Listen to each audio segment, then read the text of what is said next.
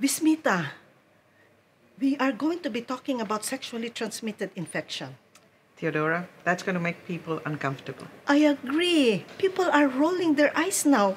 But hold on, this is very important. All right, what are we talking about? Syphilis. We're going to talk about syphilis today.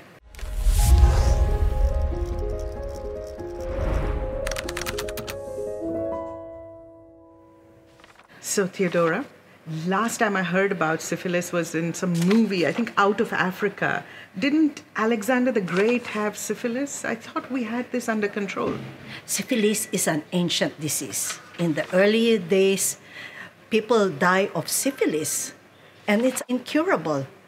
But now, because of the discovery of benzathine penicillin, syphilis rates are going down in the 1940s, but it's rising again.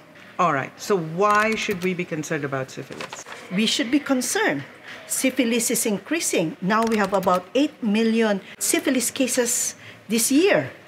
And also you will note that syphilis is increasing in pregnant women, affecting their unborn and newborn children. And most importantly, this can result into stillbirths, prematurity, newborn infections that are going to be there for a long time. So we don't always think about a disease like syphilis. Talk to us about who is at risk and how do you get it? Well, you get it from sex. Mothers can transmit it to their children. And of course, syphilis can be transmitted through blood, like in blood transfusion. If you or your partners are having multiple partners, then your likelihood of having syphilis is increased. MSM, men having sex with men, and sex workers are also disproportionately affected. And what are the symptoms of syphilis? Well, majority of people with syphilis do not have symptoms. Sometimes it's even unnoticed by the healthcare provider. Untreated syphilis can be there for a long time. But of course, it starts with a primary syphilis. And in primary syphilis, you have a hard chancre. It's painless. Then it spontaneously resolves. It's untreated.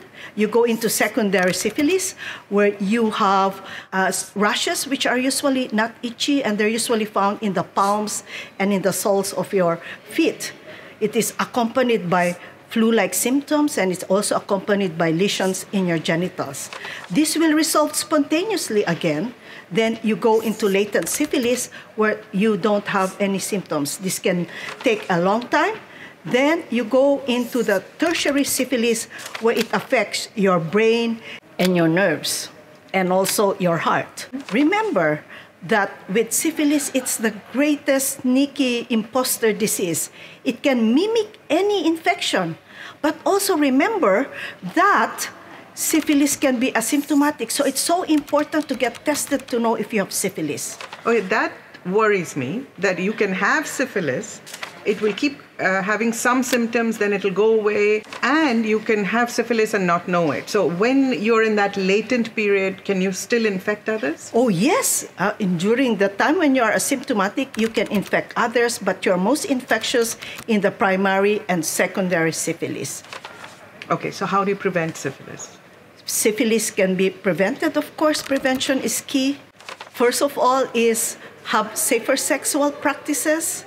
If you think you're risky, use a condom. Wait, I need to show you this, Vismita. This is the condom. This is so important. You should use them when you are having sex. Also, I think what's very important, because syphilis is treatable and it is curable, get tested and treated. If you have high-risk behavior or you're in the key population like MSM or sex worker, but also if you're pregnant, get screened and treated if needed. We also plead for healthcare providers to please provide respectful and discreet services. And most importantly, I think for policymakers, they need to provide us with more support on sexual health. Those are very important points. Talk to us about why this disease is not under control. it's not under control because culturally we are now having an increase in high-risk behavior. More people are having more multiple partners. There is increasing access to casual sex.